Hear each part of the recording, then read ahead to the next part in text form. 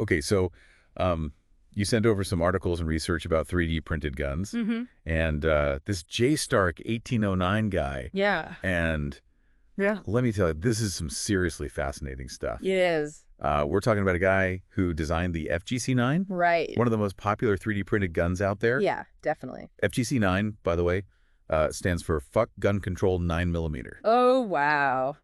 Talk about making a statement. Definitely a statement. Right, yeah. Yeah, so the FGC9, Yeah. what's really striking is how its spread has gone way beyond just hobbyists or gun enthusiasts. Right. We're talking criminals. Oh, wow. Insurgents in Myanmar. Yeah. Even some extremist groups. Wow. This thing has gone global. It's kind of wild, right? Yeah. To think that this weapons started in someone's basement workshop Yeah. and is now ending up in these crazy situations. Absolutely. And That's crude. the creator, JSTARK, definitely adds to the intrigue. Yeah. He was very public about the design, giving interviews and appearing in documentaries, but always wearing that mask to hide his identity. Yeah, it's And then, boom, in 2021, he's found dead in Germany. It's like something out of a spy movie. I know. A masked gun designer found dead. Okay, I'm hooked. Tell me more.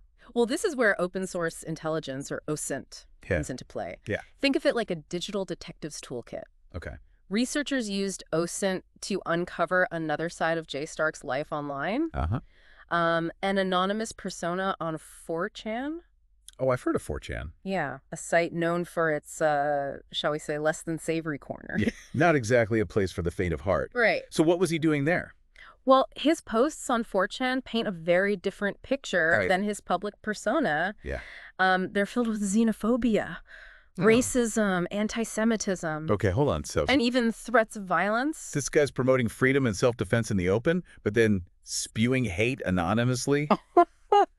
Talk about a Jekyll and Hyde situation. How did researchers even connect the dots between his public persona and these anonymous posts?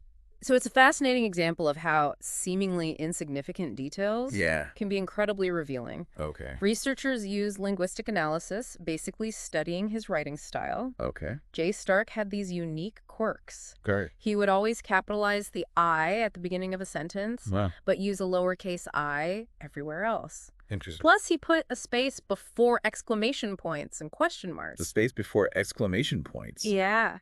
That's oddly specific. It is. Yeah. And incredibly consistent across years of online posts. Wow. It became like a linguistic fingerprint. Wow, that is crazy. But the real breakthrough came with an image search. Okay. Researchers found a picture of JSTARK on 4chan without the mask. Oh, wow. And this led them straight to his real name. Okay. Jakob Dugu. So who is Jakob Dugu? So Jakob was a German national. Okay. Born to Kurdish parents who had come to Germany as refugees. He grew up in Hanover and even served in the Bundeswehr, the German army, which is where he learned to handle firearms. I'm guessing his fascination with the U.S. Second Amendment comes into play here. Absolutely. Right. He felt strongly that he couldn't obtain a gun legally in Germany on his own terms. Yeah. And that seems to be where his frustration with gun control laws began. So a disenfranchised young man with military training and a passion for firearms. Yeah. That's a recipe for something. It is. What happened next? Well, that's when Jacob started connecting with other DIY gun enthusiasts online, particularly after the arrest of Cody Wilson, the guy who designed the first 3D printed gun. This is where we see the birth of Deterrence Dispensed. This online network dedicated to creating and sharing 3D printed gun designs. They're all about decentralization, anonymity, and keeping things under the radar. Okay, so we've got this shadowy group of gun enthusiasts sharing blueprints for DIY firearms. And at the center of it all is Jacob. Yeah. AKA JSTARK. Yeah. With his FGC9. Right. Tell me more about this gun. What makes it so special? The FGC9 is essentially a hybrid 3D printed carbine. Okay. Now, the key here is that it requires 0 regulated parts, making it incredibly difficult to track and control. And Jacob wasn't shy about sharing the design. He put it out there on 4chan and encouraged people to spread the information. So he wanted this technology to be as accessible as possible. Yes. Almost like an open source weapon. Exactly. He viewed it as a way to empower individuals and circumvent traditional gun control measures. Right. And this particular gun is a game changer. Okay. Because it's relatively easy to make fairly reliable and potentially very dangerous in the wrong hands. Yeah. We're talking about a weapon that anyone with a 3D printer and some basic skills could assemble. Okay, so this is where things start to get really interesting, right? Yeah. On one hand, we've got JSTARK, the masked crusader for self-reliance and freedom. Right. But then we have this hidden online persona spewing hate and advocating violence. Yes. How do we reconcile these two sides of Jacob Dugu? That's the million-dollar question, isn't it? Yeah. We're talking about a complex individual with seemingly conflicting ideologies. And to understand this paradox, we need to delve into the darkest corners of Jacob's online life. All right, I'm ready to dive deeper. Okay. Let's unpack what he was really saying in those 4chan posts. Well, it's not going to be easy to hear. Okay. His posts are riddled with hateful rhetoric. Yeah. In one post, he even refers to himself as the Jew hunter. Wow. In another, he talks about wanting to wipe out Islamist subhumans. God. His language is consistently hateful and dehumanizing. Oh, wow, that's chilling. Yeah. And it completely contradicts his public image. It does. Was he trying to live a double life, consciously hiding his true beliefs? Or was there something more going on? It's difficult to say for sure. Yeah. But there's another element to Jacob's story that might shed some light on his motivations. It's incel identity. Okay, I've heard the term incel thrown around. Yeah. But I'm not entirely sure what it means. Yeah. Can you explain that for our listeners? So incel stands for involuntarily celibate. Oh. It's a term used primarily online by men Okay. who feel frustrated and angry about their inability to find romantic or sexual partners. Okay. And unfortunately, certain corners of the incel community have become breeding grounds for misogyny, resentment, and in some cases even violence. And Jacob was part of this community. Yes. Wow. In his anonymous posts, Jacob openly identified as an incel. Okay. He expressed a lot of anger and resentment towards women, spoke about feeling inadequate and lonely, and even hinted at the potential for violence. Wow. He was clearly struggling with deep-seated personal issues. So we have this complex mix of ideological extremism, Yeah. personal struggles, and a fascination with weaponry. Right. It's a lot to process. It is. Where do we go from here? Well, to really understand the full scope of Jacob's story and the potential implications of his actions, we need to go beyond his individual struggles and examine the movement he helped create. Okay. Deterrence Dispense. All right, let's dive into that. Okay. This group he founded is still active today, right? It is. After his death and everything. Yes, and it's grown considerably since then. Oh, wow. Okay. Yeah. I'm ready when you art. Let's get into it. Okay. So Deterrence Dispensed, this online community that Jacob helped create, they're all about 3D printed guns, but what's their ideology exactly? And what kind of people are drawn to it? Deterrence Dispensed is a bit of a mixed bag, honestly. You've got folks who are passionate about gun rights, privacy, and self-reliance. Yeah. They see 3D printed guns as a way to level the playing field, to empower individuals against what they perceive as government overreach. Then you have those who are more interested in the technical challenge, the innovation aspect of it. Right. They're the tinkerers, the ones pushing the boundaries of what's possible with 3D printing. And I imagine there's some overlap between those two groups. Oh, absolutely. But let's be real, there's got to be a darker side to this movement too, right? Yeah. Given Jacob's own views, Sure. It's hard to imagine that there aren't some people with extremist views lurking within Deterrence Dispense. That's a valid concern. Right. And it's something that law enforcement and intelligence agencies are definitely keeping a close eye on. Yeah. The decentralized nature of the group makes it very difficult to infiltrate or monitor. Right. And remember, JSTARK, even with his hateful rhetoric, still had a following. Yeah. His technical skills and charisma gave him a certain level of influence. Yeah. It's not hard to imagine someone with similar views, but perhaps even more malicious intent stepping into that void. So we've got this online community that's difficult to monitor. Yeah. Dedicated to spreading blueprints for untraceable weapons. Yeah. And it's attracting people from all walks of life. Yeah. Including potentially dangerous individuals. It's a big problem. What are the implications of this? What does this mean for the future of gun control?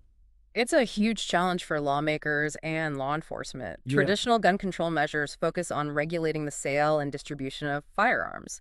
But with 3D printed guns, there's no serial number, no background check, no paper trail. Right. It completely changes the game. It's almost like the Wild West of weaponry. Yeah. And you mentioned earlier that deterrence dispense has grown significantly since JSTARK's death. It has. What's driving that growth? Part of it is technology. 3D printers are becoming more affordable and accessible. Yeah.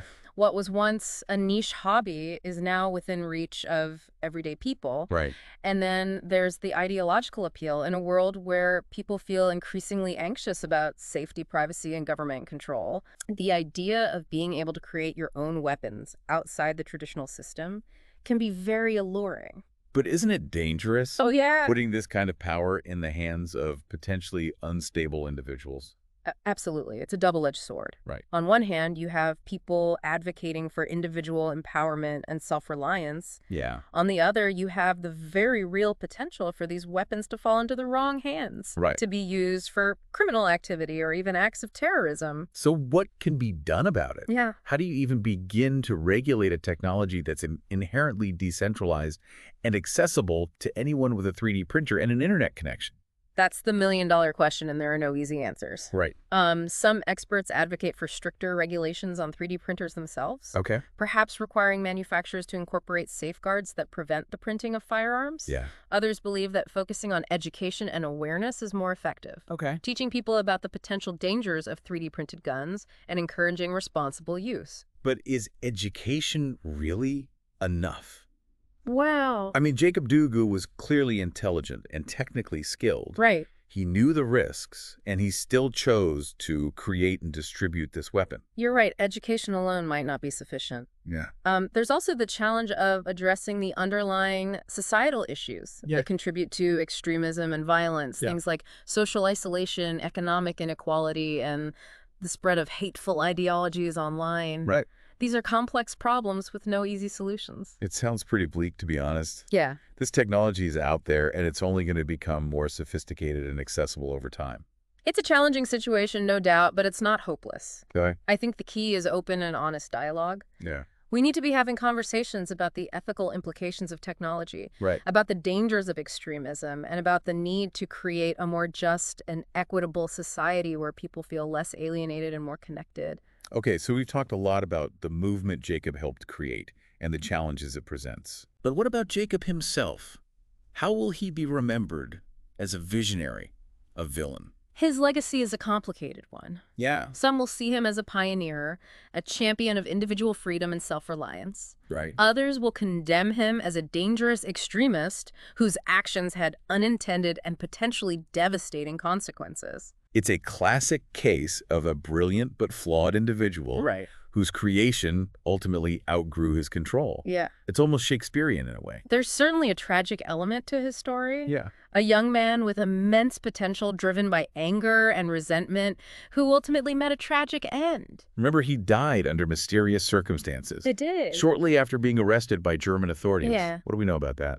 The details surrounding his death are still somewhat murky. Okay. The official autopsy report was inconclusive. Really? They ruled out both foul play and suicide. Wow. But they couldn't determine the exact cause of death. Huh. It's fueled a lot of speculation and conspiracy theories online.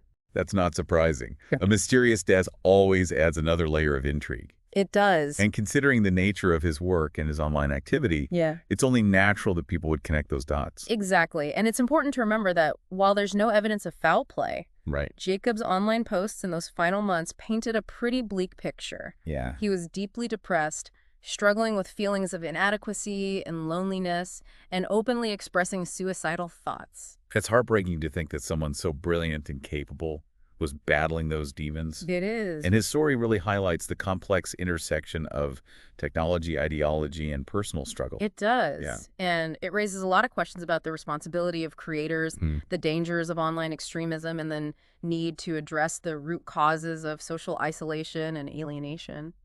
So where does this leave us? What's the takeaway from this deep dive into the world of JSTARK, 1809, Jacob Dugu, and deterrence dispense?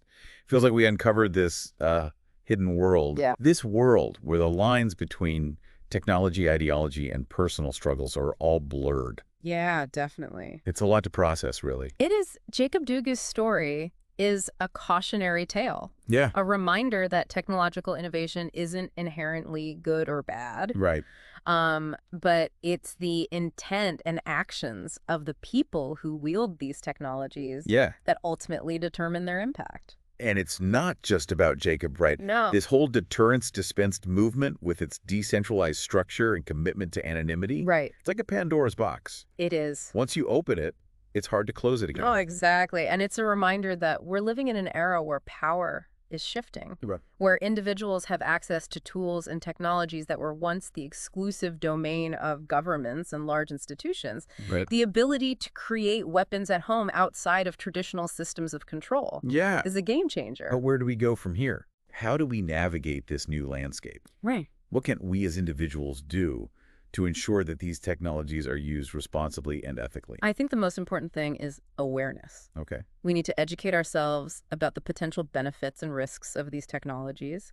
Yeah. And we need to engage in open and honest conversations about their implications for society. So it's not just about technological solutions. No. It's also about fostering a more responsible and ethical culture around technology. Absolutely. We can't simply rely on laws or regulations to solve these problems. We need to cultivate a sense of shared responsibility, a recognition that the choices we make, both individually and collectively, have real-world consequences. It's a lot to think about, for sure. Yeah. But I feel like this deep dive has given me a much better understanding of the complexities of this issue. Good. And honestly, it's left me feeling a bit unsettled. Yeah. But also strangely empowered. I understand it's natural to feel overwhelmed by the scale of these challenges, but knowledge is power. And by understanding these issues, we can start to make more informed choices about how we interact with technology. And how we shape the future. And maybe, just maybe, by learning from Jacob Degu's tragic story, we can prevent others from going down that same dark path. That's the hope we need to recognize the warning signs. To address the root causes of extremism and alienation, and to create a world where people feel more connected, supported, and empowered to use their talents for good. Well said. Thank you. Thanks for taking this deep dive with us. It's been an eye-opening experience. My pleasure. And remember, the conversation doesn't end here. Stay curious, stay engaged, and keep asking those tough questions. It's the only way we'll find solutions to these complex challenges.